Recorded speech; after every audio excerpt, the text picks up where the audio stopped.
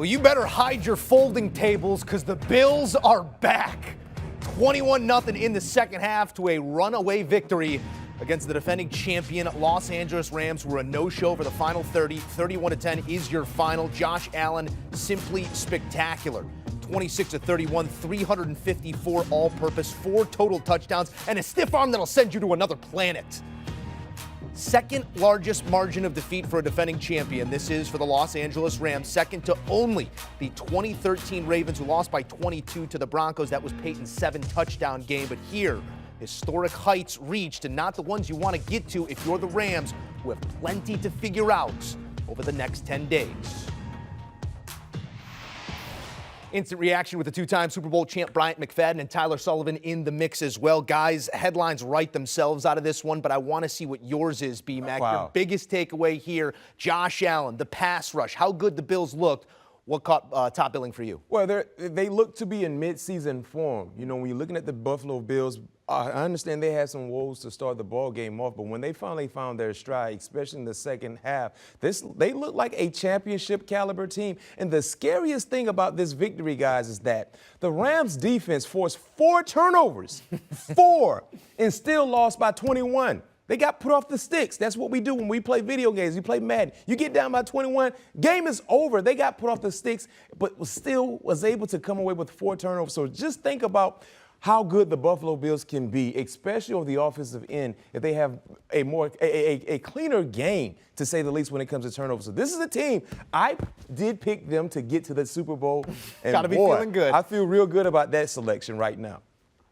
B-Mac, they look everything the part of a Super Bowl contender. And, you know, going into the year, we knew that this was going to be a high-octane offense. Josh Allen's fantastic. They have all the weapons, Steph Diggs, Gabe Davis, all those guys. What surprised me was the defense. I know it was number 1 in DVOA last year, but that pass rush to me was absolutely sensational. That's the type of pass rush when you need 13 seconds left in a playoff game to close things out. They can do it. That's the biggest difference from the 2021 Buffalo Bills and the 2022 Buffalo Bills. 7 sacks on the day.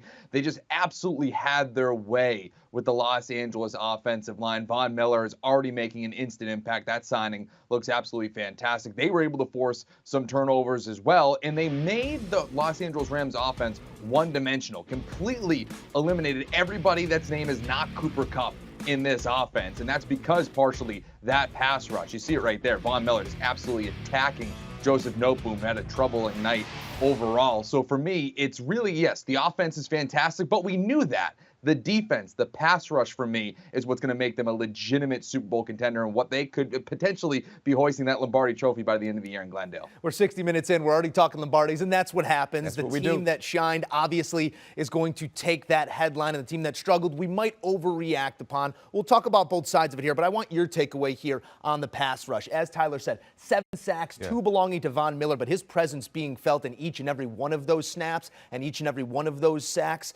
We knew what Von was capable of. We knew what this pass rush maybe would throw at in terms of rotation. Pete Prisco talking pregame about the 8 guys that they rotate in. But how much of this is a construct of that pass rush, and how much is a worry when it comes to the Los Angeles offensive line and some of the turnover from year to year for them? Well, I think that was one of the big concerns with the Rams was offensive line play. Will they be able to have the continuity and the chemistry to be able to be effective and consistent in protecting their experienced quarterback in Matthew Stafford? So those concerns showed up big time. But the team they played against, it's not just about the individual talent the Buffalo Bills have on the front. It's about the depth they have. When you look at the rotation, being able to bring in a new group of 4 and still get the same type of impact you're getting from your starting 4 is a thing of beauty. Not to mention, you have a lead singer.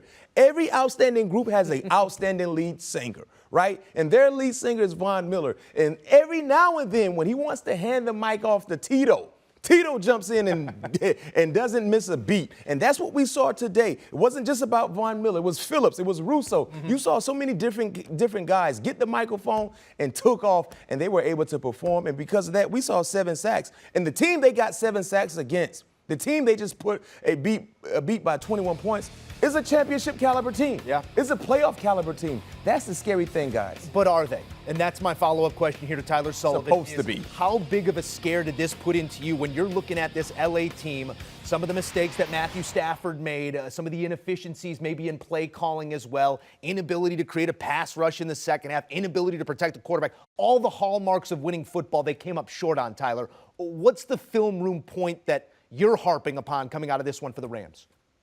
Yeah, when you're looking at Los Angeles, I mean, it's funny because before this game, you're seeing Andrew Whitworth and Odell Beckham Jr. unveiling a banner. And boy, you'd think Sean McVay would like both of those guys in this game tonight. So again, it's really the protection for Matthew Stafford is what's scary the most. Yes, Allen Robinson was a non-factor here. I mean, they were going to second, third tier guys.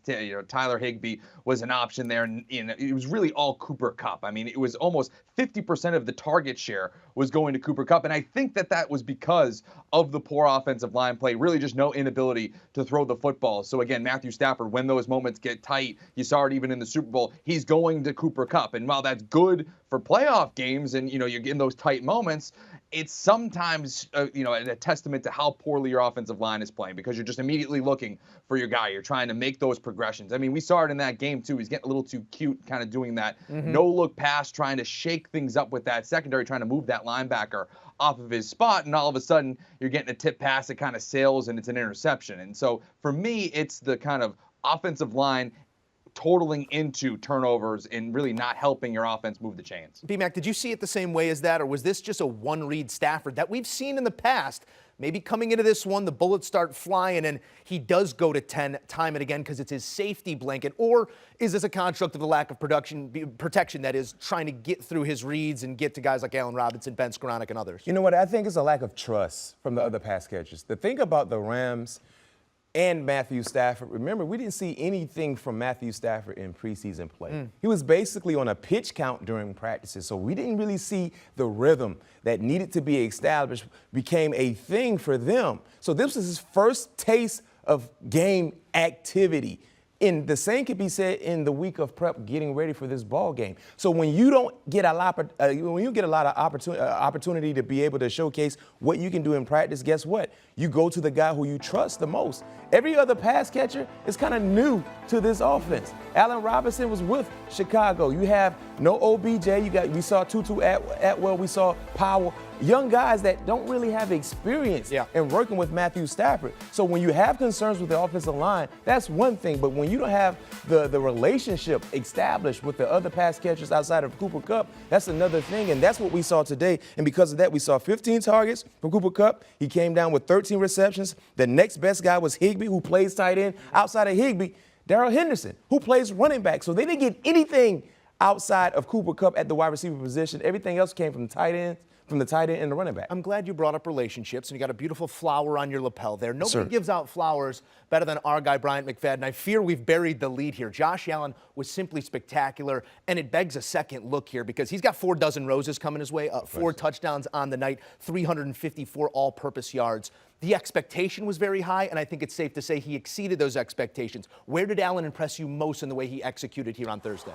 And the thing about Josh Allen, yes, he had a good game, but for Josh Allen standards, it wasn't Josh Allen-ish because of the turnovers. So what I like about Josh Allen was we saw sloppy play, to say the least, in the first half. Granted, the first interception wasn't solely on him. McKenzie has to make that catch. But the second one was like, wow, what are we doing? And then the adjustments in the second half, and he came out and he showed everyone, I'm not just one of the top players in the league. I might be the top player in the league. And the way he was able to gather the troops and then getting his legs involved. We saw a guy who led his team in rushing, 10 carries for 56 yards, and then just being able to improvise and show the physical nature that he has. When he runs like that, I know for fans it's scary because you don't want to see your quarterback get hurt. But the team, they rally around that. So me personally, what we saw today, in my opinion, tonight, is the future MVP of the NFL for this season. Yeah, I mean, he played every bit the part of an MVP quarterback, a Super Bowl MVP quarterback. That was the level in which we've seen, because it's not always going to be perfect. It's not always going to be this, start 10 for 10, and to be unbelievable. There are going to be turnovers. There are going to be missed throws and missed opportunities. But how do you respond from those. And for me, the most impressive thing that I saw from Josh Allen on this game was his rushing ability. And I know, like you were saying, BMAC, you don't necessarily want him to run that much. You don't want to expose him too much to injury, but he's a legitimate threat, and defenses need to account for that. I mean, you saw it even in the passing game. You have a lot of defensive backs looking at Josh Allen, making sure he doesn't take off and run, which allows their receivers to get open. And then when you go to the red zone there, he is just a weapon that we haven't seen, and on the level of MVP-style Cam Newton of a few years ago with the Carolina Panthers. I mean, that touchdown run, the Los Angeles Rams couldn't have played that coverage any more perfect, but then Josh Allen goes into video game mode and says, you know what, I'm just going to take it myself and run it in and leap like a Michael Jordan in Space Jam, extend the arm and get that touchdown. So for me, it's that rushing ability and how it opens up things, not only in the red zone, but it opens things up in the passing game as well.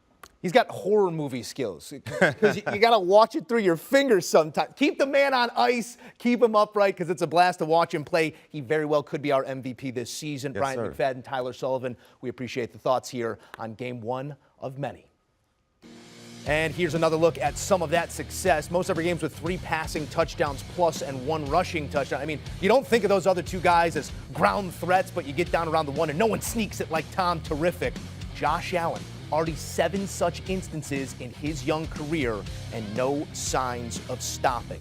Do you want a sports network that delivers everything that matters about the game? The highlights, the picks, the instant analysis, no yelling, no fake debates, no politics. Hit the subscribe button and never miss a moment.